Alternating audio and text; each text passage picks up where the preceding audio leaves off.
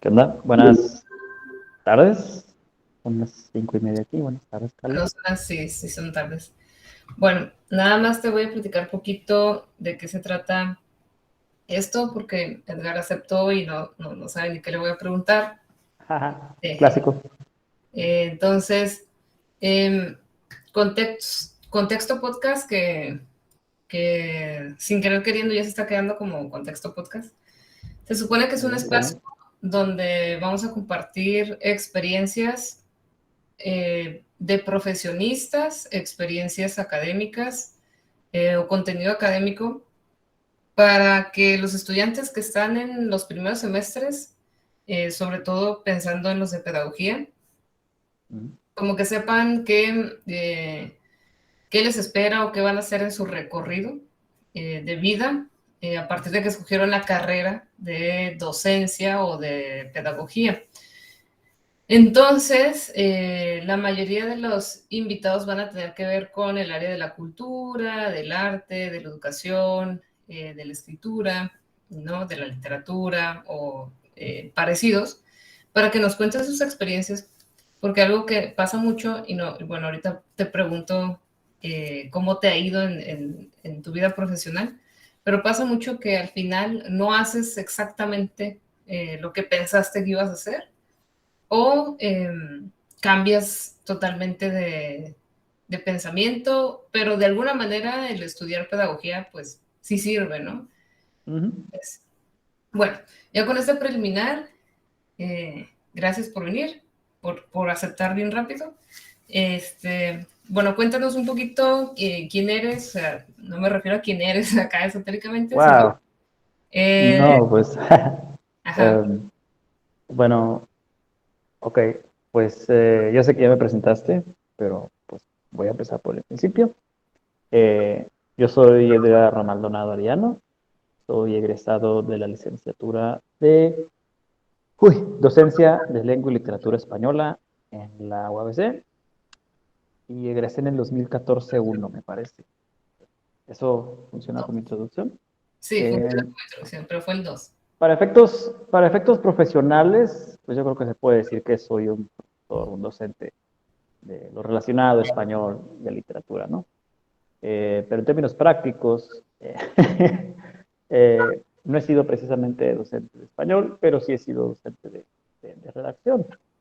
Eh, También he sido, pues, a mí me gusta llamarlo eh, el tipo que le hace los juguetes a James Bond en cuanto a la pedagogía, ¿no? O sea, está James Bond, que es el maestro ahí en el área de trabajo, haciendo todo en el campo, y luego está el que está tras bambalinas fabricando esas cosas que se lleva el James Bond a su trabajo de campo, que traduciéndolo a todo esto de ser profesor, pues puede ser material didáctico, puede ser los planes y programas, y al menos en mi caso, yo estuve trabajando en proyectos educativos, planes de estudio, y pues sí, mayormente material didáctico. Hace rato tú tocaste un tema que yo creo que es bastante importante de recalcar, porque vamos a llamar el tema, ¿no? Por su nombre. ¿En dónde te ves en cuanto acabas la carrera? En cuanto acabas, ¿haces lo que tú estudiaste, lo que tú querías? Mi experiencia me dice que no, no hice lo que yo quería, pero afortunadamente no estaba fuera de mi área. Por complicaciones que hubo en la generación, pues yo no me pude titular a tiempo. Entonces, pues tuve, creo que ya como 2 años en proceso de titulación y nada más tenía la carta de pasante. Entonces, afortunadamente pude trabajar en una secundaria general, federal, debo decir, eh, de bibliotecario, que sí, o sea, es el área educativa, estoy trabajando en el plantel, estoy en la nómina, estoy dado de alta en el sistema educativo, pero no estaba dando clases y duré unos 3 años, tal y ponle, ¿no? De bibliotecario. Eh, ¿Y qué hacías, de docente, ¿ah? qué hacías ahí de bibliotecario? ¿Cuáles eran tus responsabilidades? Uy, no me gusta hablar de mis responsabilidades de bibliotecario, porque era un trabajo muy aburrido, fíjate. Eh, Era más que nada hacer lo que estoy haciendo ahorita, contestar preguntas, estar sentado, eh, atender gente. 24/7, atender gente, que no era mucha, pero pues era lo que tenía que hacer. Pero, uy, si en eso hubiera consistido el trabajo, no lo hubiera aceptado, la verdad. Pero afortunadamente no consistió enteramente en eso. Afortunadamente, aunque fueron pocas veces, me tocó darle otra cosa que tú comentabas, difusión a la cultura, difusión a la literatura. Me tocó ser coordinador de varios concursos que de cuentacuentos, que de lecturas dramatizadas, concursos de redacción. En algunas ocasiones, cuando había asambleas, me tocó, ¿cómo se dice? No diría capacitar, pero ayudarles a los chavos a ensayar cuando recitaban poesía. Mm, ok. Lo chistoso es que no los mandaban con, no, no, ve con la profesora de español o no, los mandaban conmigo. Eso era lo chistoso. Que por un lado, pues sí, a lo mejor los profes estaban muy ocupados y yo no quiero hacerle caso al chamaco, ¿no? Pero por el otro lado, me daban más trabajo a mí y era trabajo que yo sabía que podía hacer. Entonces, a mí me gustaba mucho eso. Que había algún concurso de poesía o de oratoria. Me tocó nada más una vez de oratoria.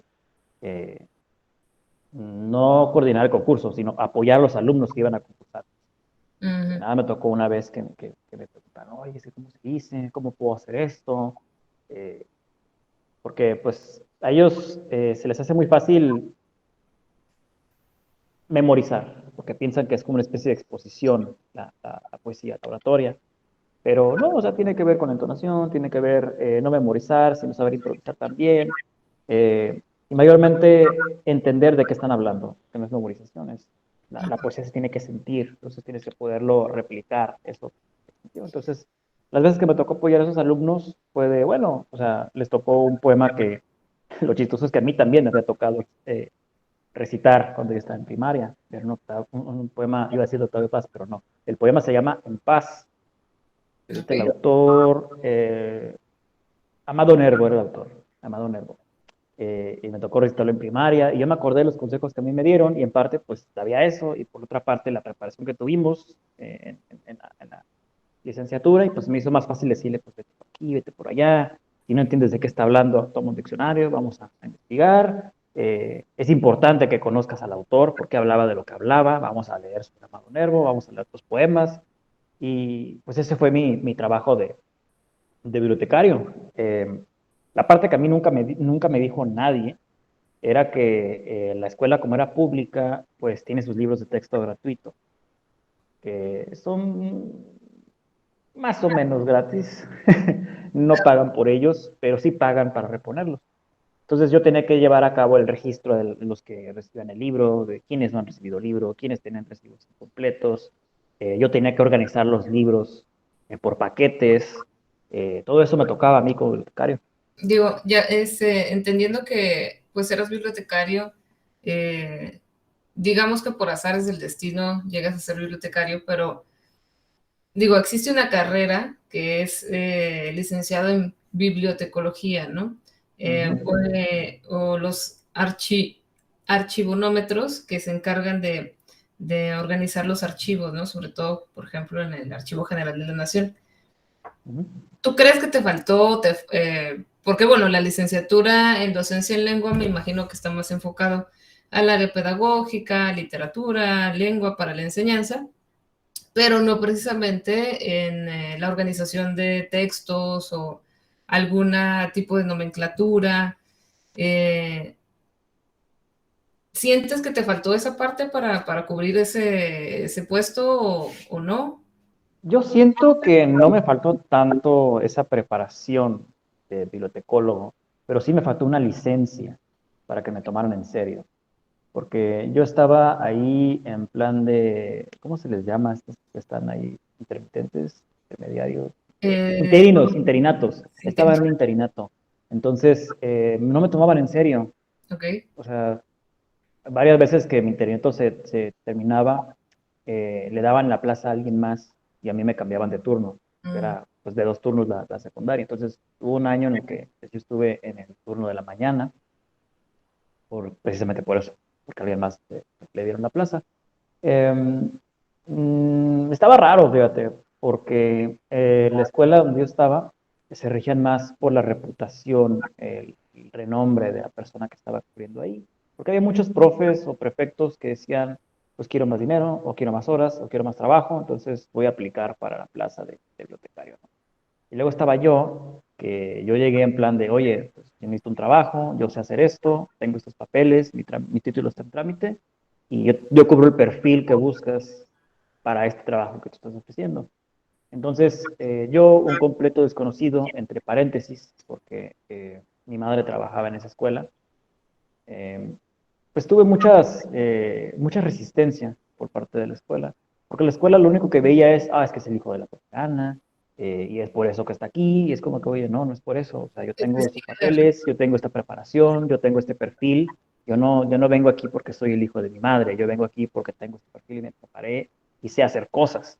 Ok, ok, vamos Entonces, a llegar yo creo que a ese tema después porque es un buen tema. entonces, me voy a regresar a tu pregunta, que si sí me faltó prepararme como bibliotecólogo, sí, por Ok, la simple y sencilla razón de que necesitaba un papel que dijera que yo sabía hacer eso, que a eso me dedicaba. Eso sí me faltó. Porque de no tenerlo, pues no me tomaban en serio. ok. A mí nada más me tomaban como bibliotecario el interino. Desde tu perspectiva, ¿sientes que sigue siendo vital o importante tener un documento que avale quién Sí, eres, sí. ¿no? O qué sabes hacer. Ujú. Sí, es importantísimo. Ok, ok. Bueno, ¿y de cuántos años estuviste así? En Estuve 3 años. años. Y después de estar esos 3 años, ¿qué más hiciste? Después de esos 3 años, en el último año, fíjate que pues mi mamá es maestra, ella se mueve mucho en ese ámbito. Y hay muchos amigos que le piden ayuda, que, oye, no conoces un profe, con un instructor. Entonces uno de esos tantos conocidos de repente dijo, ¿sabes? Yo tengo un hijo que tiene, eh, no me acuerdo si era TDA o TDAH, Mm, y se le dificultaba aprender inglés. Entonces, ¿no conoces a un profe de inglés, que esto, que el otro? Entonces a ella se le hizo muy fácil decir, pues mi hijo puede darle clases, mi hijo es profesor. Y él tiene experiencia con alumnos así, que sí tengo experiencia con alumnos así, pero hay una diferencia entre darles clases en el aula a ir a su casa a asesorarlos. Hay una gran diferencia. Entonces, ahí fue donde dije, pues sí, lo voy a tomar, ¿no? Voy a hacerlo. Pero ya estando ahí, se me vinieron un chorro de problemas, porque cuando tú tienes el aula, por comparación, te puedes apoyar entre los demás compañeros. Entonces, claro. ahí el problema era que nada más éramos nosotros dos. Y por el rollo del TDAH, pues estoy documentado de lo que es el TDAH, qué consiste el TDAH, eh, cómo va el diagnóstico, más o menos, ¿no?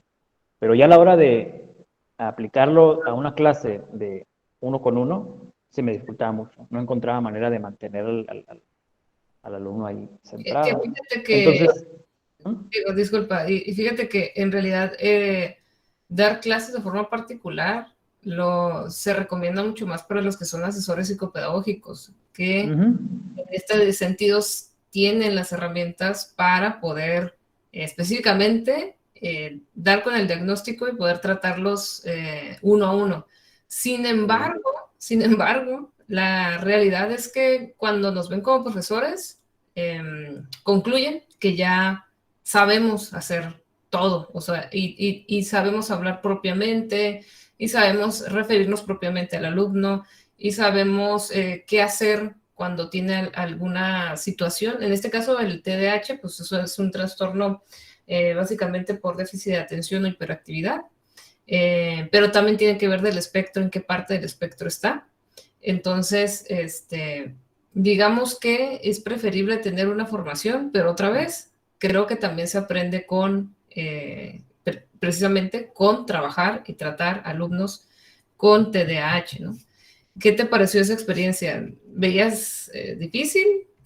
Mira, en esa experiencia siento que fue todo lo contrario de lo Ok. de biblioteca. No fue que me faltara una licencia. Sí, yo puedo llegar con una licencia de. Pues sí, porque el licenciado tiene licencia, ¿no? Etimológicamente así funciona el rollo. Yo podía llegar con mi licencia de profesor y decir, yo sé dar clases, pero como tú acabas de mencionar, o sea, uno no es todo lo, y menos si uno sale de la licenciatura, se necesita más preparación, se necesita más especialización. Y yo siento que me apresuré mucho en decir que sí. Ok. O sea, no fue de vamos a conocerlo ni nada. O sea, fue primer día, vamos a entrar dándole esto. No hubo una especie de rapport entre el estudiante y yo. fue así de lleno y eso es lo que, por el lado de la preparación, me pudo haber ayudado a saber cómo se abordan ese tipo de situaciones. Y por el lado de docente, se me hizo que entré eh, muy a la fuerza. No hubo una... ah, O un diseño instruccional quizá, previo, eh, ¿no? también el diseño instruccional, pero no todo tenía que ver con la clase. Yo hablo de lo que es fuera de la clase, de la relación Ya, entre ya, maestro y alumno. ok. Me hizo falta algo preliminar, algún encuentro preliminar, de perdido eh, eh, Una conexión, exacto, una conexión, una presentación de este sector, bueno, preséntense, háblense y ¡pum! O sea, una primera sesión para no hacer nada, vaya, nada más conocerse eh, sí. y ver cómo puede estar la cosa. Yo siento que eso es un factor. De hecho, algo que yo recuerdo mucho en la carrera, que algo que me aburría muchísimo era el primer día de clases, ¿no? El primer día de clases con cualquier profesor. Pero precisamente con lo que tú estás diciendo me hizo recordar a eso, porque dije, bueno, digamos que sí, no sé, te dicen, ve y das clase de esto y todo el mundo ya quiere iniciar con su materia y ya quiere saber los primeros conceptos de la materia, ¿no? Pero en Ujú. realidad como que sí sirve bastante tener ese preliminar o ese, darte ese tiempo de decir quién es esa persona y si vamos a conectar o vamos a hacer clic. Porque sucede lo mismo con médicos, con psicólogos, hasta con, no sé, el mecánico que te repara el auto o con cualquier persona que vaya a hacer una actividad contigo. Si no hay ese clic, ese pequeño engranaje, como que hay algo que no pasa, aunque, y eso también pasa en el aprendizaje, no va a pasar porque no nos estamos entendiendo o no hay esa Y aceptación. O sea, definitivamente se necesita una especie de socialización preliminar. Ahí tú le sabes si me puedes corregir con el término apropiado. Lo estoy llamando así porque casi se me ocurrió decirle no, pero sí tiene que haber una socialización preliminar para que las cosas se vayan acomodando y se vayan asentando y eh, exista este mejor rapport, esta mejor relación. Que cada quien sepa su función en, ya sea el aula, en la, eh, ¿cómo se llama? En la, ching, lo tenéis, se me acaba de otra vez. En el consultorio, vaya, en el caso de los médicos, en el taller mecánico, en el caso de los mecánicos, o sea, eso siempre tiene que existir, saber eh, quiénes están hablando y quiénes son esas personas que están hablando, qué se dedican y por qué hacen lo que hacen.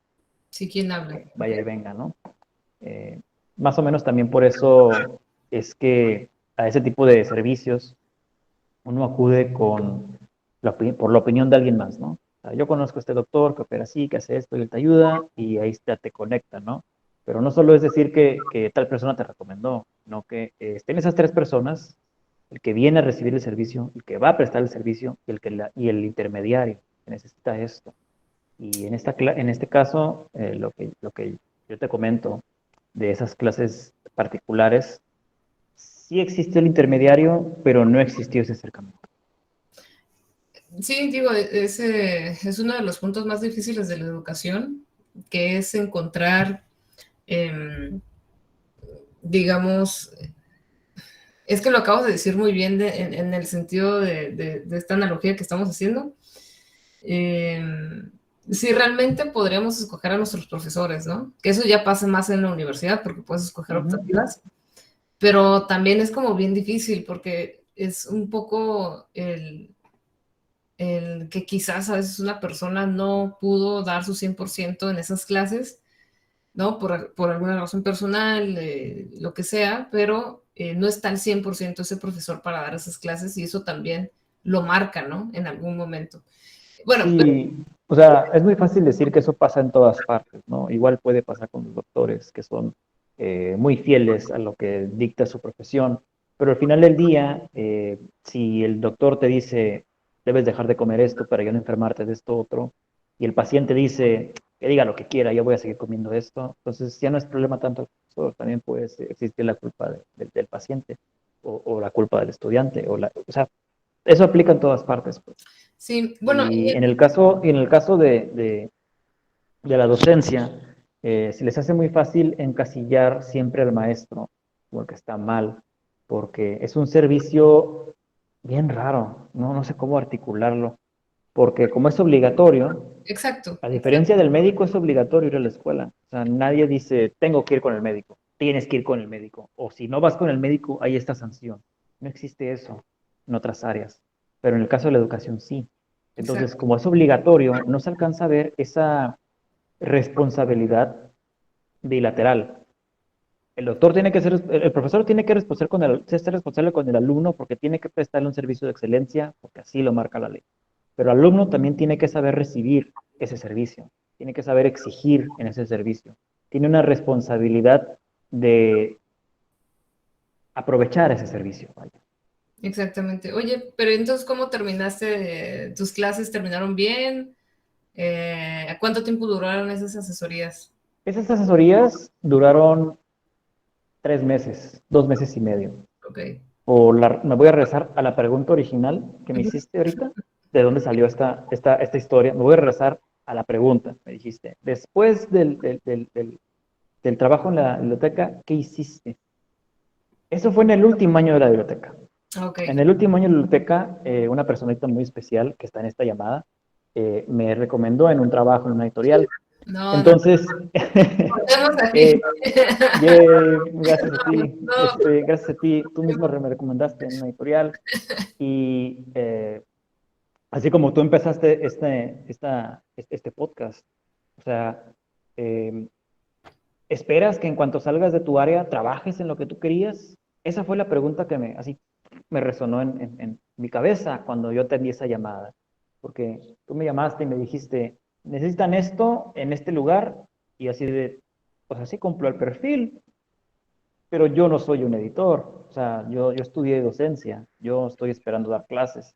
Y me acuerdo que era de los últimos días de Semana Santa, de esos días de vacaciones donde estás cansado y pues me desperté con la llamada y así de sueño y luego me dejó sobrio la pregunta. Necesitan aquí, ¿jalas o lo dejas? Y dije, "Puta, eh, pues vamos a ver qué onda, ¿no? Vamos a empaparnos.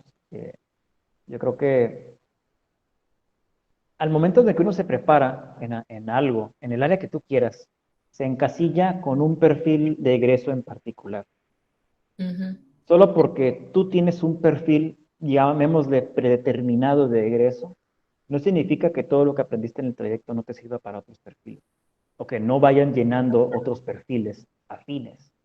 Entonces, eso fue lo que me pasó cuando recibí esa llamada. Dije, a lo mejor con lo que yo ya aprendí, con lo que yo ya sé hacer, y con mi experiencia que tengo, tanto de tutor personal como bibliotecario, a lo mejor eso me sirve para ese trabajo de editorial. Y pues dije que sí, sin saber realmente qué se necesitaba más allá que esa oferta, ¿no? Entonces, chin, como en ese entonces ya tenía 3 trabajos, estaba acabando el tercer año en la biblioteca, tenía el trabajo de tutor y aparte estaba empezando la editorial, pues tenía que el agua al cuello. O sea, en ese año yo me sentí que podía hacerlo todo, me sentí súper poderoso ese año, todavía me acuerdo, fue en 2018. Me sentí súper poderoso, pero también me sentí súper agotado. Nunca había tenido 3 trabajos a la vez, nunca me habían exigido tanto en todas partes. Entonces dije, a ver, eh, sí sé hacer cada una de esas cosas, sé que puedo mejorar, pero ya no tengo energía, tengo que soltar algo. Entonces, tuve que decirle a la señora y a su hijo, ¿sabe qué? Todo va muy bien, pero puede ir mejor y yo no puedo ofrecer esto. Me tocó así jugar la carta de humildad, ¿no? ¿Sabes qué? O sea, sí sé dar clases y sí sé el rollo, pero yo no me puedo dedicar enteramente a eso. Yo no soy un especialista para esta clase de casos especiales. Entonces, ahí ya me tocó, pues, yo no la llamaría canalizar, eso suena muy formal, pero sí me tocó decirle, conozco a estas personas que le pueden ayudar en esto, pues comuníquese con ellas, porque ellas son las que saben más que yo por el lado, uno era por el lado, las clases eran en inglés, mi perfil es de español, entonces ahí estaba un poco zafado. Y por el otro era el perfil de psicopedagogo, entonces Sí, llámale a estas 2 personas y canalícese. Y pues sí, quedó en que las iban a buscar. Ya no me enteré si se buscó algo, si se alcanzó alguna mejora. Eh, yo ya no me enteré de eso, desgraciadamente. De la biblioteca, uy, pues ser el hijo de mi madre me trajo una reputación que yo no pedí. Había mucha gente que me odiaba. Entonces, ya me habían ofrecido quedarme de base. Yo ya había generado antigüedad. ¿Sabes qué? Ya te podemos tener aquí de planta y ya nadie te va a quitar el puesto de bibliotecario. Pero terminé diciéndoles que no. Se me hacía muy tóxico el ambiente. Y eso ya me estaba repercutiendo en la editorial. Todo el tiempo estaba así y no me podía concentrar para aprender que era necesario en esos primeros meses en la editorial, porque había muchas cosas que yo no sabía, ni cómo hacer, ni cómo funciona, ni a quién le tengo que preguntar, ni a quién le tengo que pedir, ni a quién le tengo muchas cosas que no sabía hacer. Y con esas limitantes, pues yo no podía aprender, no podía avanzar. Entonces tuve que dejar la biblioteca, por eso. Ok. Y entonces te metiste de lleno básicamente a la editorial. Así es, a la editorial. ¿Y qué hacías, más o menos? Ya se me acabó mi tiempo. Nada, te creas. No te puedo decir que sí es exactamente, pero y se llama un curso en específico en un programa de inglés. De nuevo, o sea, no es mi perfil, yo no soy de inglés, pero sí, pero eran básicamente planeaciones, básicamente planificaciones con sus actividades y eso sí lo sabía hacer. Entonces, pues te digo, lo importante que es no perder de vista que hay más de un perfil de egreso. O sea, yo tenía preparación para ese tipo de cosas, me faltaba un poquito más de especialización, pero si lo reducías a los elementos más básicos, era hacer planeaciones que se Sí, reproducían a través de material didáctico, porque eran material didáctico para clases en línea o clases semipresenciales, vaya material usando, de... usando la herramienta de clases en línea, así era más o menos. Entonces, yo cumplía ese perfil de saber preparar clases, yo tenía ese perfil de saber preparar las actividades, el único asunto era que era inglés. Entonces, eso fue lo que estuve haciendo mayormente en la editorial, ayudando con ese programa de inglés virtual, que después se fue extendiendo con otras cosas que ya encajaban un poquito más con mi perfil. Porque, por ejemplo, la razón por la que originalmente me habían llamado era porque ese programa venía acompañado de unas viñetas, unas historietitas que daban uso de un personaje, ¿no? Entonces, entre que a lo mejor no había nadie en el perfil para hacer eso, y que pues a lo mejor no iba a salir del todo bien porque cada quien estaba ocupado con otras cosas más urgentes, pues en ese sentido me hablaron a mí, ¿no? O sea, este me tiene perfil de literatura, eso significa que debe saber escribir historias cuando menos, historias sencillas en viñetas. Entonces, eso fue lo primero que hice en la editorial, escribirlas. Claro, a mí no me tocó dibujarlas, pero me tocó escribir a los personajes, escribir las historias, eh, vincularlo, porque eso ya era más en mi perfil. O sea, ¿cómo traduces una historia con el fin de entretener a, a una herramienta? Pues darle ese uso de herramienta didáctica, una historieta, para sustentar lo que estás viendo en un curso. Entonces eso ya iba más con mi perfil. Y eso fue un poco más cómodo. Digo, ahorita mencionaste un poquito sobre mencionas mucho que no es tu perfil, ¿no? En- yo creo que uno va aprendiendo en la vida a hacer muchas cosas y que eso es lo más importante como persona, ¿no? Más allá de la vida profesional.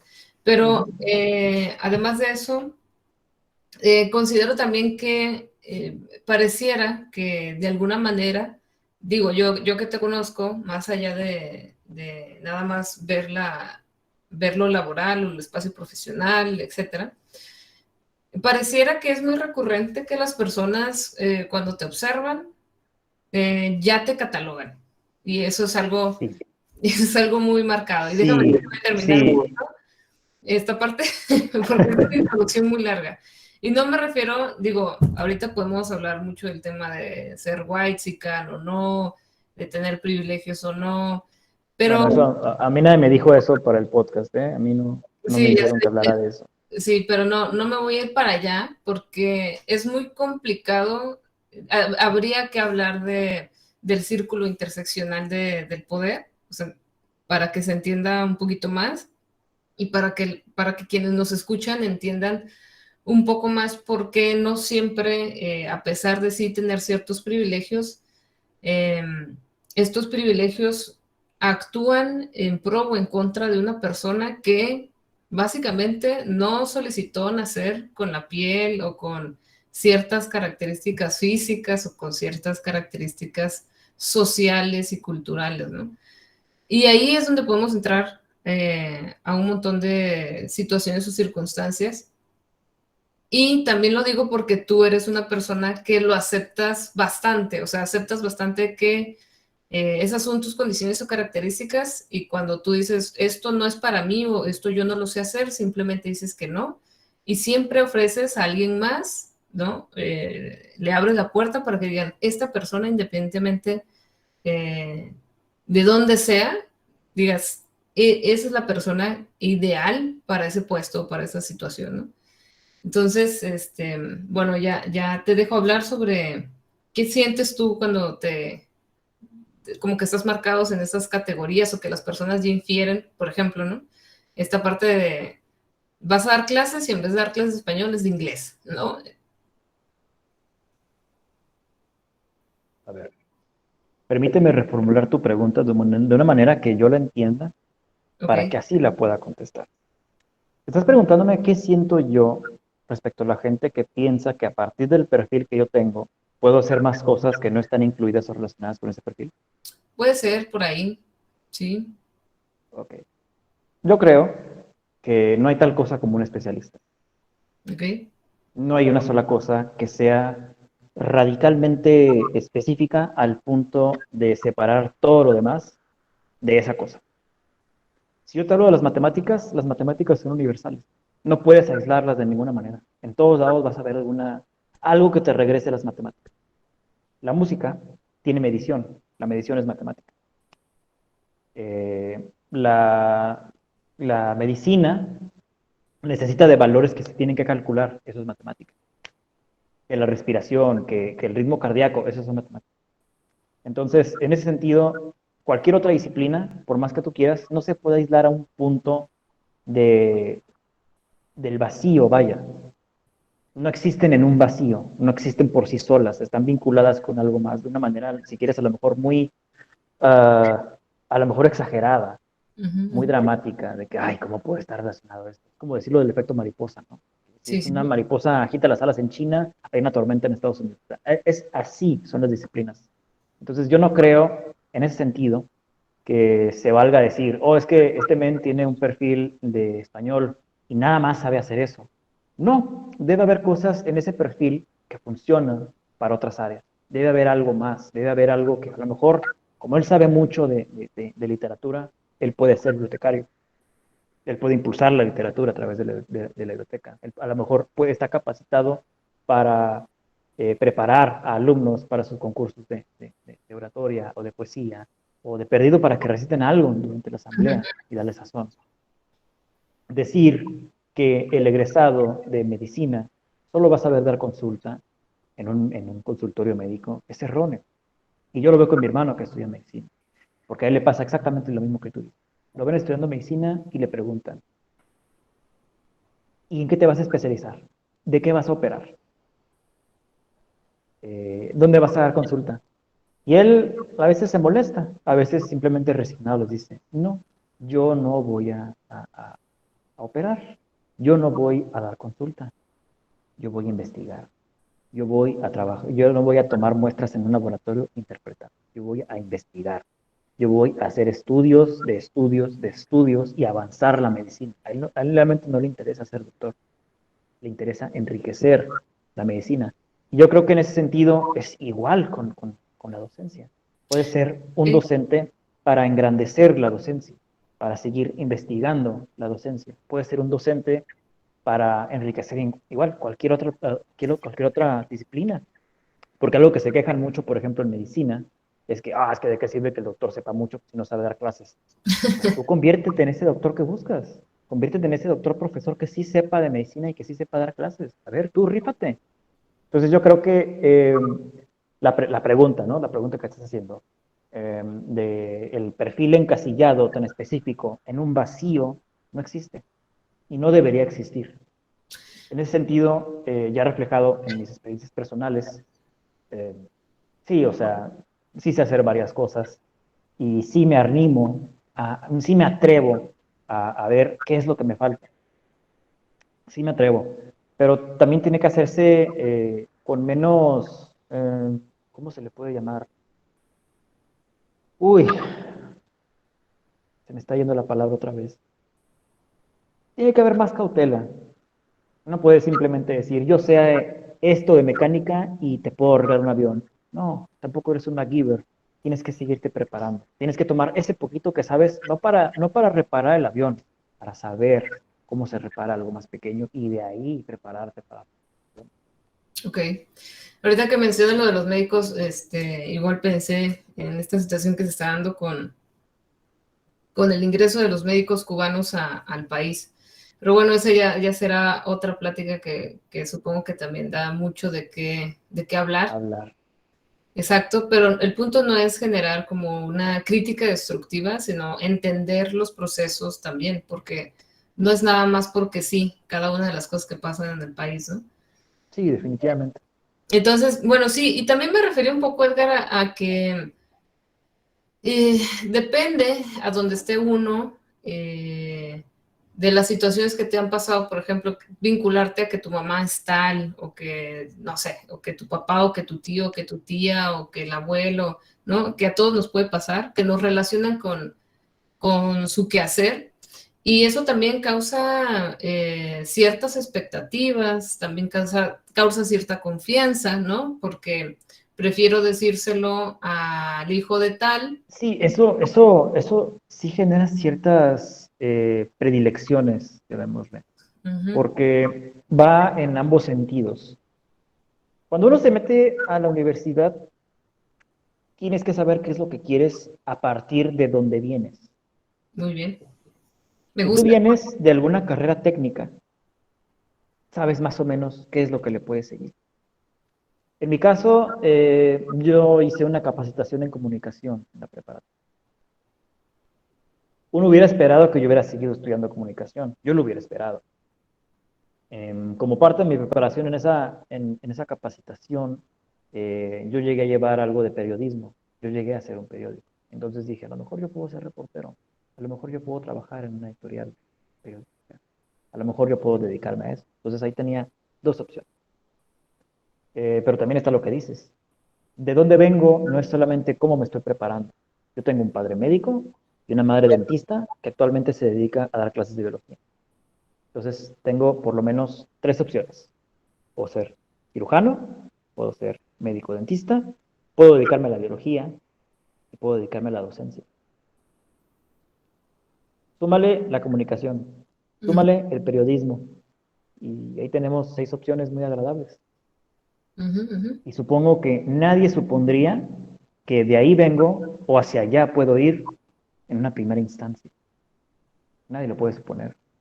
A lo que se puede limitar es, porque nadie sabe que mi mamá era dentista, es retirada. Cuando nacimos dejó de practicar. Ellas saben que es maestra. Y muchos ni siquiera saben de qué es maestra. Entonces ellas saben que mi mamá es maestra y saben que mi papá es doctor. No saben ni de qué área es doctor. Él puede ser otorrinolaringólogo o puede ser proctólogo, pero para todos es doctor. Entonces, tengo una un papá doctor y una mamá profesora. Entonces, tú vas a estudiar medicina, como tu papá, o vas a ser maestro, como tu mamá. Y fíjate que no. No, yo tengo otro tipo de preparación, yo tengo otro tipo de intereses que no pueden o no reflejar de dónde vengo. Porque sí, en mi caso sí reflejan de dónde vengo, parcialmente. Porque pues yo me dediqué, perseguí la docencia, pero no en el área de, ¿cómo te digo? De biología. Yo no perseguí esa área, la docencia. Eh, Ni tampoco me fui a estudiar medicina, ni tampoco pues me fui por allá. Yo me fui más a lo que me interesaba, que era la comunicación. Y algo Claro. que me quedó muy marcado de la comunicación es alcanzar a la gente, comunicarles algo, cambiarles el chip de necesitas esto, o a lo mejor considera necesitar esto. Y en mí, mi interés hacia donde yo quería llegar eran dos cosas, que no tienen nada que ver con las seis que acabo de mencionar, que era ser escritor y perseguir la literatura como una carrera. Entonces, ahí ya tenemos ocho opciones que nadie va a suponer en cuanto me ve. Entonces, lo que yo terminé eligiendo, porque había varias cosas, todavía más Esta lista que te digo de lo que la gente puede pensar que me interesa, de dónde voy y a dónde vengo, se puede extender hacia el infinito, te lo juro. Pero tras una discusión medio prolongada con mi papá, era de la idea que la literatura no me iba a dar de comer, regresando a lo que tú comentas del perfil de egreso y la preparación, que la literatura no me iba a dar de comer. Entonces dije, a lo mejor no me va a dar de comer, no me va a dar de comer ser escritor, no me va a dar de comer eh, la literatura, pero a lo mejor ser profesor de literatura sí. Entonces, a lo mejor eso sí me da de comer. Entonces voy a estudiar docencia de lengua y literatura y San se acabó. Me metí a eso. Así fue como en Bonnie. ¿Cómo llegaste ahí? Entonces, bueno, yo conozco que en realidad, o sea, para mí desde mi perspectiva, yo siempre te ubico como escritor, más allá que como profesor o como bibliotecario. Ah, Es, sí, soy el famoso escritor mundialmente desconocido. sí. No se me acabó todavía. Pero ya casi, ya casi, ya casi. Sí, fíjate que algo que nos pasó mucho a nuestra generación, digo, yo veo las generaciones que vienen o la generación que viene, que es la generación Z, viene con un poco de menos vergüenza, aventándose un poquito más a todo, y veo que nuestra generación, como que éramos muy penosos, siento yo, y que apenas Yo estamos no diría penosos, yo diría reprimidos. también, Es muy también, distinto, porque, o sea, te lo acabo de decir. Mi sí, papá me veía, tú vas a ser escritor, eso no te va a comer. Y eso, o sea, si te lo dicen una vez, te da para abajo. Pero si te lo dicen todos los días, toda la vida, ¿a dónde vas a llegar? ¿A dónde vas a ir? ¿Con qué ánimos vas a querer ir a donde tú quieres? claro. Entonces, somos una generación reprimida que muy desgraciadamente en muchos casos existimos como una extensión de quienes vinieron antes. O Sí, sea, yo no quería ser médico, pero como mi papá es médico, él me dijo que estudiara medicina. Y yo quería estudiar, no sé, teología, y no me dejó. Él tuvo que hacer a fuerzas medicina porque si no, no me iba a pagar los estudios. sí, y eso ya viene de un estudio más generacional. Siempre vamos a cargar con lo que nuestros padres y nuestros ancestros, ¿no? Somos la máxima representación de ellos. Entonces, ¿tú escribes? ¿Qué géneros te gusta escribir? Ok, voy a hacer un paréntesis porque mi celular está descargando, entonces voy a tener que apagar la imagen. Además, para que no vean mi cara de vergüenza ahorita que hable de eso, ¿no? Oh, Eh, es falso, no me da vergüenza, pero, ok, vamos a regresar a la pregunta. ¿Cuál es la pregunta? ¿qué eres escritor? Bueno, yo te veo como escritor. Ya te he nombrado escritor. Ay, ¿Qué gracias. géneros escribes? ¿Qué te gusta escribir? ¿Cómo te inspiras? Eh, ¿Cuánto tardas? ¿Qué te gusta hacer para poder generar la voluntad de escribir? Ay, pues mira, soy un escritor que no ha publicado nada todavía, pero no te puedo decir que mi carrera de escritor ha estado vacía o que es reciente siquiera. Pudiera ser por ahí de cuarto grado, quinto grado de primaria, que uno cuando es niño le gusta el juego de la pretensão. Vamos a jugar en el receso. Yo soy Batman, tú eres Robin y eres el Guasón. Y se ponen a jugar. Y de cierta forma, lo que pase en ese receso es una historia que se está escribiendo en tiempo real. Entonces, como yo empecé escribiendo, es realmente querer guardar un registro de esas historias que se ocurrían durante el receso. Claro, yo cuando estaba en primaria no entendía mucho de lo que era una historia. No entendía que lo que yo estaba haciendo era escribir. Porque para empezar ni siquiera lo estaba escribiendo. Yo no sabía redactar, yo no sabía ficcionalizar las cosas. Lo que sí sabía era hacer dibujitos.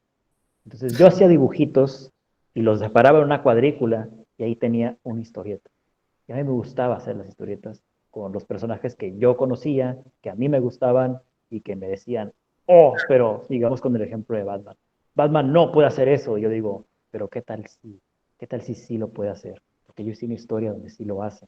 ¿Te interesa leer esa historia? Y lo creas o no, A mí me dio por ser industrioso con eso, al punto de que yo te puedo hacer mi historia de esto, me pagas esto, te la dibujo y te la escribo y aquí la tienes. Que no despegó, no fue muy exitoso, se me habrían vendido unas 5 historietas, a lo mucho. Y pues ajá, eso no me dio para abajo, porque el fin de esa actividad industriosa de ese entonces, mi fin no era hacerme rico. O sea, no tenía necesidad de hacerme rico con eso. Ni siquiera veía la atracción. Yo lo vería por el otro lado. Yo lo vería por el lado de, también me gusta hacer historias, a la gente le gustan mis historias, pues dales más historias, ¿no? Dales y dales y dales y dales y dales. Claro, como te puedo repetir más de una vez en esta conversación, tenía mis detractores, ¿no? Tenía mi grupo de oposición. A mi papá nunca le mostré las historietas, porque pues él era un médico muy ocupado, y cosa que ahora se las voy a mostrar, ¿no? Eh, pero las pocas veces que yo le llegué a hablar de que quería escribir historietas, él me sugería temas. Y yo me acuerdo que a mi papá, de los pocos temas de los cuales nos podíamos quedar hablando, era la Segunda Guerra Mundial o los aviones. Oh, ok. Entonces un día él me dice, tengo aquí unas hojas, todavía las tengo, ¿eh? Me las prestó y nunca se las regresé y todavía las tengo. Unos planos de un avión alemán. Wow. Y me dijo, ten, te las presto. Aquí están los planos y aprende a dibujarlos y usarlos como tú quieras en tus historias. Entonces dije, chin, ¿qué me estás dando? Y escribí historias de pilotos, escribí historias de aviones, escribí historias de ese tipo de cosas. Eso fue el primer apoyo que yo tuve por parte de mis padres a la hora de escribir, que me sugirieran esa idea, que me sugiriera la idea, que me planteara, hey, aquí está este público y esto me interesa. Si tú haces esto, yo lo voy a leer y a mí me va a gustar y te voy a apoyar y te voy a pedir más. Eso fue lo primero. Pero yo te estaba hablando de mis opositores, de los que no me apoyaban, los que me decían, ¿para qué lo haces? ¿De qué vas a servir? ¿Para qué lo haces? Ese era mi hermano. A mi hermano le daba vergüenza, o sentía yo que le daba vergüenza, que la gente supiera que yo hacía dibujitos. Yo me acuerdo que él me lleva 2 años, entonces mis últimos 2 años de primaria, pues él no estaba él, pero el primer año de secundaria él sí estaba. Entonces yo me acuerdo que un día entre clases, pues yo aproveché, ¿no? Eh, Voy a hacer una historieta, voy a dibujar algo. Entonces yo volteo a la ventana y él va pasando y se me queda viendo con una cara de, no me digas que aquí también vas a hacer dibujitos. Y me sentí tan mal, Carla, me sentí mal, mal, mal, mal. Me sentí como que ya estás grande, ya estás en secundaria, ya no puedes hacer eso. eh, a nadie le va a interesar tus dibujos. Y dejé de hacerlo. Me venció, me derrotó esa mirada que me arrojó. De no puedo creer que sigas haciendo dibujos, no puedo creer que todavía pienses que eso sirve de algo, ¿no? Eh, y pasó mucho tiempo, ¿no? Como para que yo se lo trajera a colación, porque en ese entonces, pues había una especie de rivalidad muy, con mucha fricción, porque como él ya era el adolescente y yo seguía siendo un niño en primero de secundaria, pues él pensaba como adolescente y estaba en esa fase de rebeldía, de querer ser el fuerte y todo. Y pues si se caracteriza por algo, un hombre a esa edad es que se siente más haciendo menos a los otros. Entonces a mí me tocó ser presa de, yo te hago menos para yo ser más. Y de cierta forma siento que sí funcionó, porque yo me la creí. Dije, es mi hermano mayor, él tiene la razón. ¿Quién soy yo para decirle que no tiene razón? Uno crece con esas ideas y ya no seguí dibujando. Entonces, creo que fue ya en el último año mío de secundaria que un día le dije, oye, ¿te acuerdas de esta vez que tú volteaste a ver?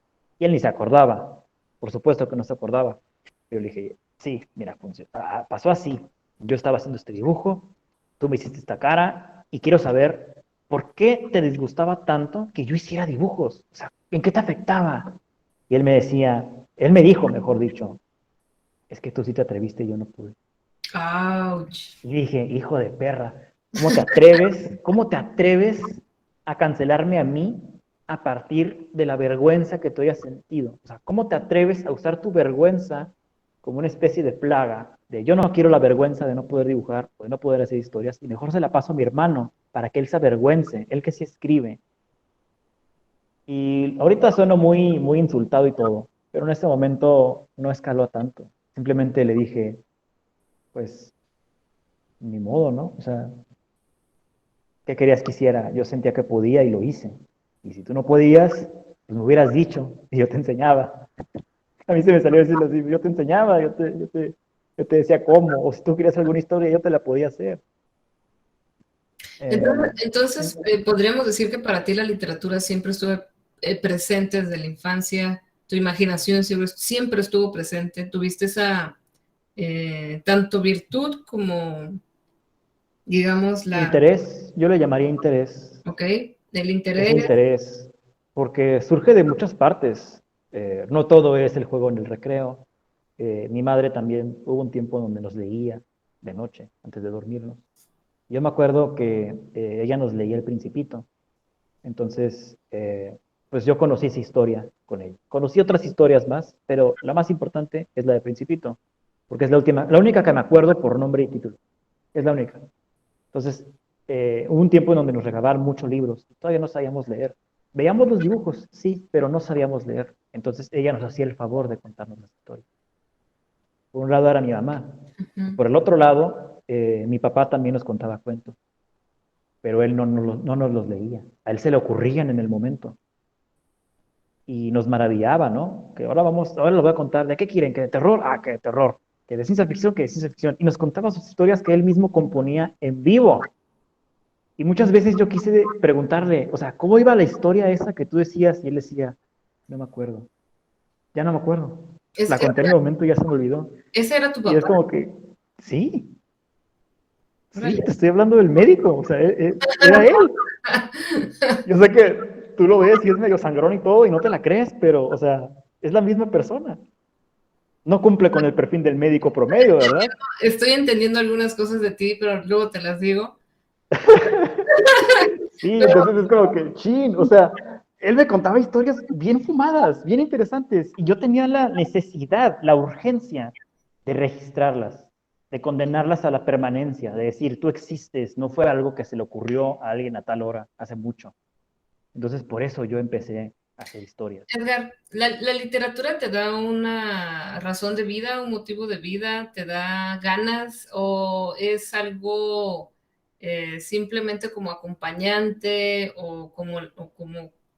como la comida o como un viaje o como, ¿qué es la Ay, literatura para ti? fíjate que, mira, a mí se me hace una pregunta aburrida, Sí. que alguien me diga, para ti, ¿qué es la literatura? ¿Qué te importa? O sea, la literatura puede ser lo que sea. Puede ser todo eso que tú me acabas de decir.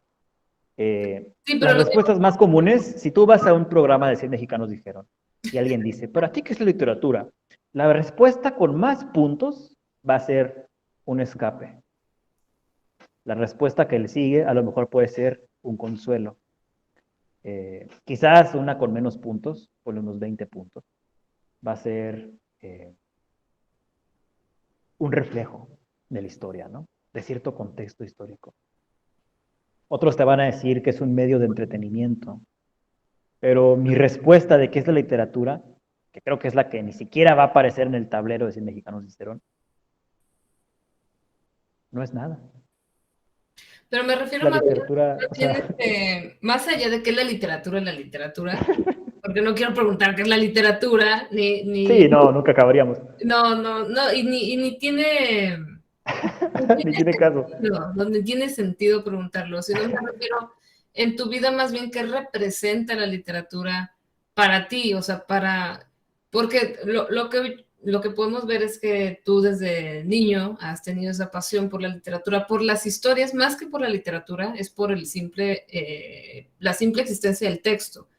Por eso, una de las frases favoritas que tenemos acá es la de Jacques Derrida, ¿no? No hay nada fuera del texto, porque básicamente nos componemos de texto puramente y nunca vamos a escapar del texto. Incluso se dice que ahorita hay un narrador, ¿no? Omnisciente, escribiendo, así como un escriba invisible, escribiendo con punto y seña todas las características de la luz, de lo que estamos diciendo, cómo lo estamos diciendo, nuestros movimientos, etcétera. Pero entonces para ti, digo, no para todas las personas es igual. Para ti, esa parte de qué interpretas que hace la literatura en tu vida. ¿Cómo lo interpretarías? Mira, yo creo que para mí la literatura es una limitante.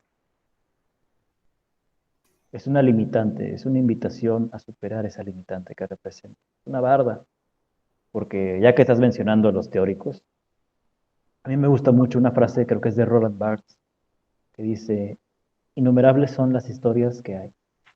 Uh-huh. Eso es la literatura. Es una representación del infinito. Es lo más cercano que puedes tú llegar a decir que existe el infinito, que se puede cuantificar el infinito. Porque todo lo que es literatura es una parte de ese infinito. Eso para mí es la literatura. ¿Y en tu vida, de qué te sirve? Para sentirme mejor en cuanto a lo que hago. Si yo escribo una historia bien absurda, nadie me hace caso. Y si le digo, es literatura, de repente la gente me dice, oh, es que eres un buen escritor, que esto, que el otro. No te creas. Pero por eso se me hace un poco aburrida la pregunta.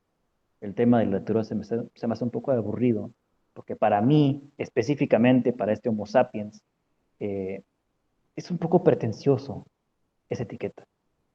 Por eso se me hace que es una limitante la literatura. Entonces para ti es más bien como un acompañante. O sea, no es el fin. No, es el medio. No es un fin, es un medio. Ok. O sea, no, tu fin no es ser escritor. O sea, sí, Ah, ok. sí. Ese es mi fin. Ok, Pero también es mi medio. ok. Porque si hablas del fin, es escribir un solo libro o escribir un solo poema. Y fíjate que no. O sea, sí hay gente que sí se vuelve famosa con un solo libro y no tiene necesidad de escribir más, pero eso significa que yo ya no seguiría superándome. Es la Uh-huh. invitación al infinito. O sea, ya hiciste esto, acércate más. Ya hiciste esto otro, sácale más y más y más y más y más. En ese sentido, hace un año, 2 años, una amiga me hizo una pregunta muy interesante. Si un genio de una lámpara se te apareciera y te pudiera conceder 3 deseos, ¿qué le pedirías? Y todos mis deseos giraban en torno a la literatura. Exacto. Ajá. Mi primer deseo era este. Quisiera nunca morirme hasta que de mí haya salido todo lo que puedo escribir. Ese es mi primer deseo. Hasta que mi cuerpo y mi mente ya no puedan reproducir nada de historias o ficción o poemas o nada de literatura, hasta que me hayan exprimido por completo, morirme. El segundo, poder inspirarme a voluntad. Hay que Ese hacer es mi otra segundo. pregunta. ¿Cómo? Ya luego lo vemos, pero Y mi tercer deseo, poder tener control de esa inspiración de manera que nunca se me esfume. Si se me ocurre una idea, que jamás se me olvide. Esos fueron mis 3 deseos. Ok. Supongo que en ese sentido, la literatura es tanto un medio como un fin. Es tanto el medio como el propósito de lo que yo considero que es mi existencia. Ajá, ok. Eso ya va más allá de solo escribir. Y me parece que definitivamente es un fin porque es algo que estás marcándolo en toda tu vida. Creo que, digo, a lo que llevas de vida, ¿no? Pero es importante remarcar que esa vida ha sido llena de literatura, de historias o de fantasía.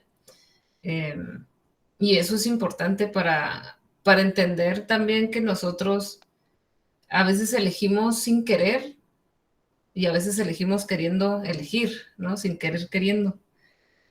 En tu caso, quizás no es que la literatura se te haya presentado de una forma externa, sino que está manifestada en casa. Y eso ya es parte de los privilegios que tanto mencionamos, ¿no? Porque también tener una infancia llena de obras, no cualquiera. No, Y pues no, definitivamente. creo que cuando la tienes, es muy rico poder explotarlo y poder llegar a ser escritor, ¿no? Entonces, Pues como lo dijo tu hermano, ¿no? Que te dijo que odiaba que escribieras porque él quería también saber escribir, saber dibujar, saber tener esas habilidades, ¿no? Pues sí, pero esa es la parte donde yo me detengo. O sea, ¿por qué nada más llegó a eso el privilegio? Porque te recuerdo, tenía mis opositores. Ah, No no, es claro. posible que mi papá, dándome ideas para escribir, unos años después me diga, tú de escritor te vas a morir. Y que Es la misma persona, o sea, ¿cómo? ¿Cómo es pero posible? esa oposición te da la posibilidad de seguir escribiendo, como anteponerte, porque sin opositor no hay historia. Sí, sí, eso sí es cierto. Eh, em, Tiene que haber una resistencia. Ujú. Tiene que haber una resistencia para que se sienta un cambio. Eh, la adversidad se define por eso. Si fuera tan sencillo, todo sería igual. Pero, ay, hijo, son cambios tan bruscos y tan inexplicables. Porque mira, te lo voy a poner así. Yo escribo ficción y me gusta escribir ficción. Cuando alguien me habla de lo que es ser escritor, vuelvo a lo que te estaba comentando de la literatura. Es una pregunta aburrida, es una pregunta con una respuesta que cualquiera que sea mi respuesta se me hace medio pretenciosa, porque yo he escuchado decir, por ejemplo, que dice, escribir es un consuelo o es un escape, o la vida de un escritor es solitaria, y eso no es cierto. La vida de un escritor no es solitaria, y para empezar, la vida de escritor no existe. Nadie es fundamentalmente escritor. Ser escritor no existe en un vacío. Sería muy Tienes que aburrido. ser algo más Ujú. para volverte escritor de eso que vas a escribir. Si tú vas a escribir de historias de vida, tú tienes que ser un vividor, tienes que ser un viajero, tienes que Ujú. ser una persona que medra, que aprende, que todo le pasa. No existes siendo escritor, no vives de escritor en ese sentido. Vives de contar lo que tú has pasado, lo que has superado, vives de eso. Lo que nos está Eh, diciendo Edgar es que no puedes ser escritor si estás inerte, si no sales. exacto, exacto. A mí me tomó mucho tiempo entender eso, Ujú. mucho tiempo entender eso. Si no haces nada, y no es que seas flojo, simplemente, si no persigues cosas, no tienes de qué hablar. Si no te atreves a salirte de ese límite en el que estás, de esa zona de confort, de tus gustos incluso, no tienes nada de qué hablar. Porque las historias que salen mal son las que más sabor agarran cuando las vas a contar. Porque la gente a lo mejor no ve venir que vaya a salir mal. Así como tú no viste venir que ocurriera un accidente automovilístico, por ejemplo, que se me hace un poco exagerado ponerlo de ejemplo, ¿no? Pero es lo que se me ocurrió. Eh, Así nadie lo va a ver venir cuando lo lea. Pero mira, me voy a regresar un poquito a lo que te estaba comentando Ujú. de la oposición. Como que se invirtieron los papeles a lo largo de los años, porque cuando por fin me animé a leerle, lo que ahora sí ya escribía, ya no eran dibujitos, Carlos, ya no eran historietas, ahora era un intento de redacción, de ficción. Mi papá se quedaba dormido. Mi papá se quedaba dormido, no me ponía atención. A lo mejor era muy tarde la hora a la que yo llegaba, ¿no? Para decirle, hey, escribí esto, Claro. necesito una opinión, ¿no? Pero él se quedaba dormido, entonces como que una o dos veces, pues bueno, fue un accidente, pero pasaba siempre. Entonces, Sí, si incluyes eso a la lista de cosas que venían de mi papá, de es que te vas a morir escritor, pues claro, pues te quedas dormido mientras yo leo. O sea, no te quiero ver leyendo mi libro, lo vas a usar de almohada.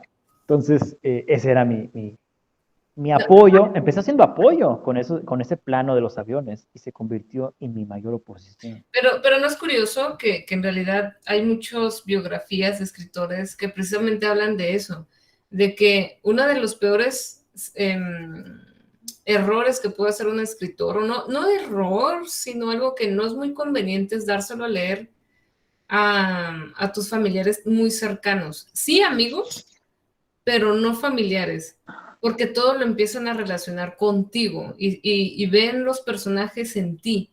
entonces ya hacen otro tipo de interpretación que los lleva a no entender tu propia obra o estilo. Es como, es como los cantantes cuando son jóvenes, los exprimen en su primera, segundo disco y hasta ahí quedan la mayoría, precisamente porque solamente sacaron la esencia de lo que eran esa juventud, ¿no? Y por eso década tras década hay diferentes artistas, ¿no? Pero no es eso el pensar que el darle a leer tu obra a familiares puede ser un error o en tu caso solo te sucedía con tu papá y tal vez tu mamá sí lo escuchaba, tu hermano. Ok, voy a continuar con estos ejemplos que te estoy dando Sí. de el apoyo y la oposición y la vida del escritor es solitaria, que no me gusta, ¿verdad? Pero por historias como esta que te cuento mi papá, pues como que le tengo que dar la razón. O sea, se supone que tu mayor apoyo es tu familia. Y si te sientes tan solo cuando buscas ese apoyo, pues ¿a quién vas? ¿A quién se supone que debes acudir cuando necesitas que te digan, vas bien o vas mal? Y no ay, güey, me quedé dormido. ¿Qué dijiste? O sea, es complicado. Porque Ujú. mira, quizás en ese momento en secundaria, donde mi hermano le chocaba que yo hiciera dibujitos, pues sí, fue una fase de él. A lo mejor también fue una fase mía, ¿no? El querer hacer dibujitos por alguna razón que inconscientemente no puedo nombrar. Eh, pero hoy en día, si yo estoy trabado escribiendo, mi hermano me apoya. Él no es ningún escritor, pero sí es un muy buen público.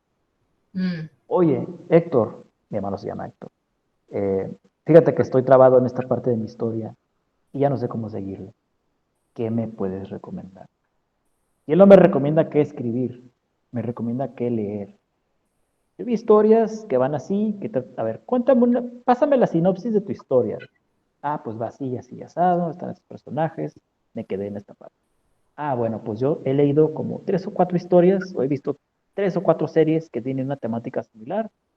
Son estas, échales un vistazo, no te las acabes si no quieres, pero nada más llega al punto de la historia donde ocurre algo similar a la tuya, a la que tú quieres escribir, y compara. Ve las opciones que existen, ve lo que ya han hecho otros y que a mí me gustan. Entonces, si tú lo haces o haces algo mejor que eso, pues a mí también me ha gustado. Entonces, mi hermano me da esa clase de apoyo ahorita. Él no se pone a leer mis escritos, no se los he dado a leer, él tampoco me los pide. Pero existe esa especie de, ¿sabes qué? A lo mejor no me los vas a leer, yo sé que a lo mejor no me tienes la confianza de darme las cosas, o al revés. O a lo mejor tú estás muy ocupado, Héctor, y no tienes tiempo para leer mis escritos, pero sí tienes tiempo para hablar de ellos. Sí tienes tiempo para decirme, eh, tu historia se ve atractiva desde la portada. Nada más métele esto que yo conozco para que en cuanto ya abra el libro, ya me dé motivos para seguir leyendo. Ese es mi hermano, el que no le gustaba que hiciera dibujitos antes. Y En el es un caso de mi mamá, ¿eh?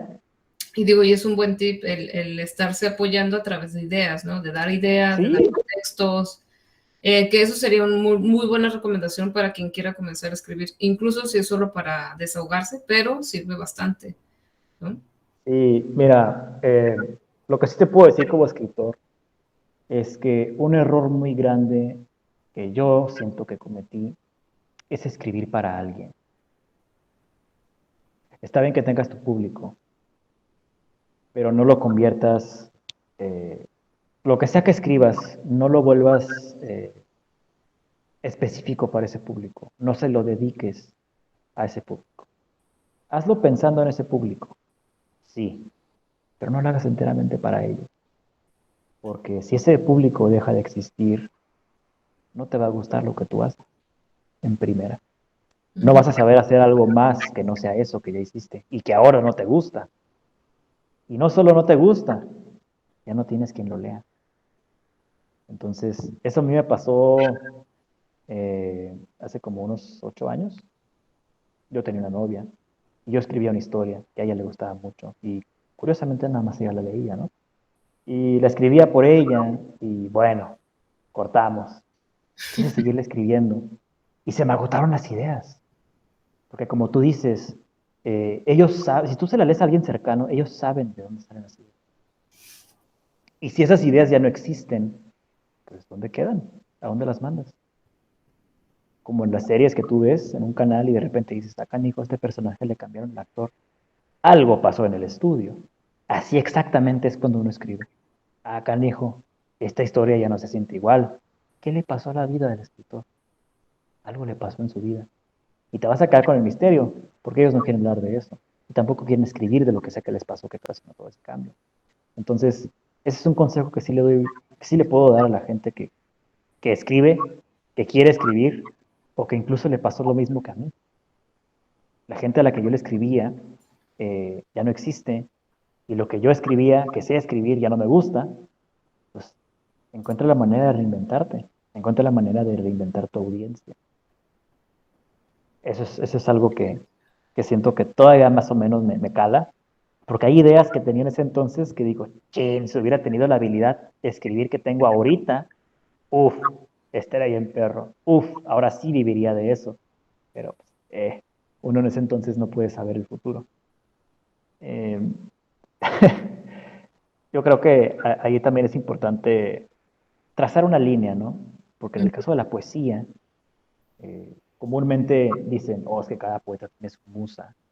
Sí, tienes una musa, tienes una persona que te inspira a escribir, tienes una fuente de inspiración, pero yo no diría que se trata de escribirle a esa fuente.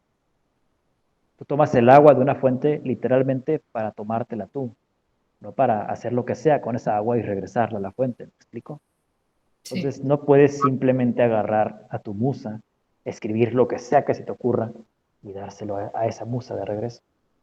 Yo creo que tienes que pensar más allá de esa fuente de inspiración, porque como te digo, tienes que ampliar tu audiencia, tienes que hacer lo que sea que te esté llegando de inspiración, lo más, yo no diría universal, porque pues no se puede, eh, pero lo más general posible en cuanto a intereses, que alguien cuando vea tu poema diga, esto lo escribió una persona muy enamorada, y no digan, este escrito lo escribió Edgar para esta persona que no conozco y no lo entiendo realmente. Son cosas muy distintas, ¿verdad?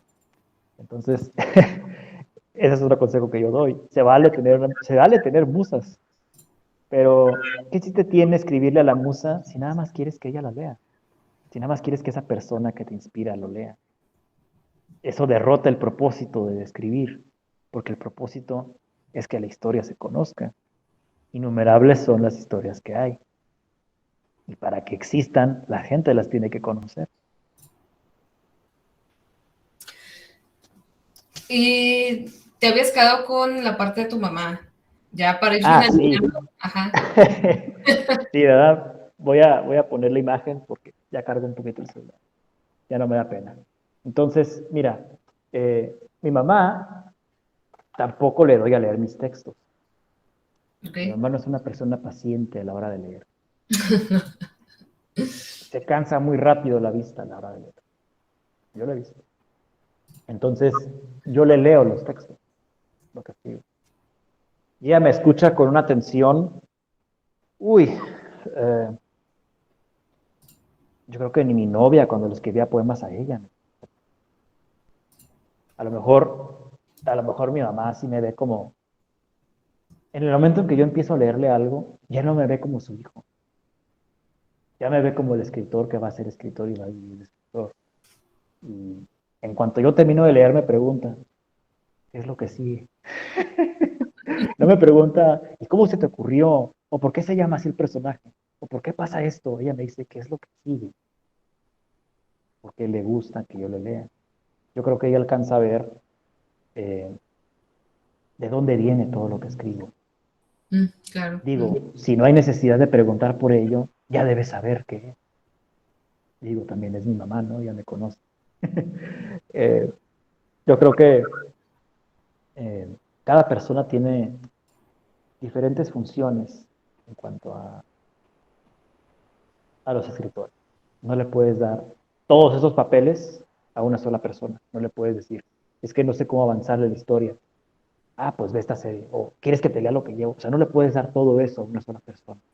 Necesitas un equipo que te apoye, no una sola persona, porque esa sola persona puede cambiar de opinión, puede cansarse, puede dejar de existir como tú la conoces, a lo mejor es tu novia y terminan, o a lo mejor es tu familiar que vive contigo, y ya se va a la casa y ya no tiene tiempo para leerte, puede ser un chorro de cosas. Entonces, necesitas que la gente te escuche, necesitas que la gente conozca lo que tú quieres hacer, necesitas que la gente eh, confíe en que tú sabes hacer lo que quieres hacer, porque eso es algo muy importante. ¿En qué momento pasó mi hermano de ser al, ya no dibujes porque eso no es para ti, al, tengo estas ideas que te pueden interesar? No para quemarte de que, a este le salió mejor, no, es para que tú lo hagas mejor. ¿En qué momento pasó de ser mi opositor a una de mis más grandes fuentes de apoyo? No lo sé, lo dejamos para el siguiente capítulo. Pero por lo pronto, sí te puedo decir que necesitas eso para ser escritor. Necesitas a alguien que a lo mejor no te impulse. Eso tiene que nacer de ti. Porque la inspiración es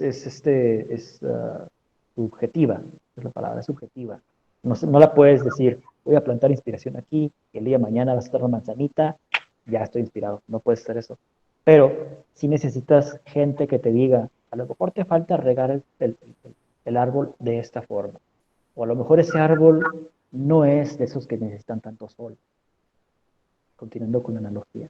Necesitas gente que se dedique a algo muy específico, pero que no esté en un vacío, porque todo está relacionado. Sigo regresando a esa frase, incluso ahorita en esta conversación, porque es demasiado cierto. Eh, necesitas eso para ser escritor. Para triunfar, no lo sé, sigo siendo un escritor mundialmente desconocido, no puedo hablar de eso. Pero definitivamente para decir, yo soy un escritor porque tengo esa gente, porque tengo mi mamá que me lee, tengo a mi hermano que me da ideas, que me presenta el área de oportunidad. Él la conoce sin necesidad de leerme. Te tengo a ti, que me reconoces como escritor, aunque no publicaba nada. Yay. Eh, y tengo muchas otras personas más, que a lo mejor por el ritmo de la conversación no las alcancé a mencionar aquí, pero ellas saben quiénes son. Entonces, eso es importante. No te la creas de que el trabajo, la vida del escritor es solitaria. Eso es una mentira, es una falacia. El que dice eso no es un escritor. Bueno, y de todas maneras, si fuera solitaria, ¿y qué tiene, no? Que le valga, ¿no? Pues sí, la Mm, verdad, también. La sí, soledad es sí, muy sí. subjetiva. Pero bueno, Edgar, nada más para terminar, ¿cuál es el género que te dedicas? Esa es una. Y otra, ¿cuál es tu próximo texto que piensas publicar o igual en Facebook? Yo sé que publicas de vez en cuando. Entonces, No, no digas eso, no quiero que la gente me llegue a decir, escribe esto ahora, no hago comisiones, pero el género que escribo, uy, me gusta campechanearle tanto que no le puedo llamar dicho género, pero yo ahorita estoy escribiendo una novela. Afortunadamente ya voy por ahí de las 70 páginas de un tercer borrador. La vida del escritor no es solitaria, pero sí es complicada. Voy en un tercer borrador y a la gente que se le ha dado a leer eh, me han dicho que es distópica, que es una historia distópica, que tiene tintes policíacos, eh, ese tipo de cosas. Yo digo que es una historia, ¿cómo se llama? De fantasía, salen seres sobrenaturales, entonces debe ser fantasía, ¿no? Entonces yo le llamo así, pero otros dicen, oh, es que tu forma de escribir es muy psicológica, porque hablas mucho del personaje. Entonces a lo mejor es una lectura psicológica también, no sé, te digo, es campechano, tiene de todo un poco. Eh, me preguntas también cuándo espero sacarlo. Pues pronto, si se puede este año, ojalá. Al ritmo que voy, yo esperaría ya tener la lista para octubre, esa es mi meta. Yo quiero tener la lista para octubre. ok. Eh, pero no es mi único proyecto. Tengo otro proyecto que es un compendio de cuentos y esos sí son A lo mejor no son de un género en particular, pero sí son de un tema central y es mitología. A mí me gusta mucho la mitología. Entonces, yo he notado que no tiene el alcance que antes tenía la mitología. Entonces, a mí me interesa que la gente se vuelva a interesar en la mitología. Entonces, pues yo tengo que ser ese escritor que escribe mitología fregona para que la gente quiera leer esa mitología, ¿no? Me toca a mí. Entonces, la idea es escribir cuentos mitológicos, mayormente de comedia, para que la gente se interese en eso y hacer un compendio. Esa Eso es mi estaría bueno intención. en un próximo podcast, hablar sobre la parte de la mitología y la literatura y cómo se ha dejado de lado, ¿no? También de forma un poco histórica. Este, pero bueno, pues sí. De ese no te puedo decir que hay una fecha así de, para este entonces lo voy a tener, porque a pesar de que ya le llevo avanzado, yo quisiera que fueran un compendio como de 10 cuentos, 12, apenas llevo 3, 3 cuentos. Y sí quisiera que, aunque la intención sea que fueran cuentos de comedia, eh, fueran lo más variados posibles. Que Ok. con todo de que tú sepas, es de mitología, es de comedia, de todos modos digas, pues si este otro de qué va a tratar.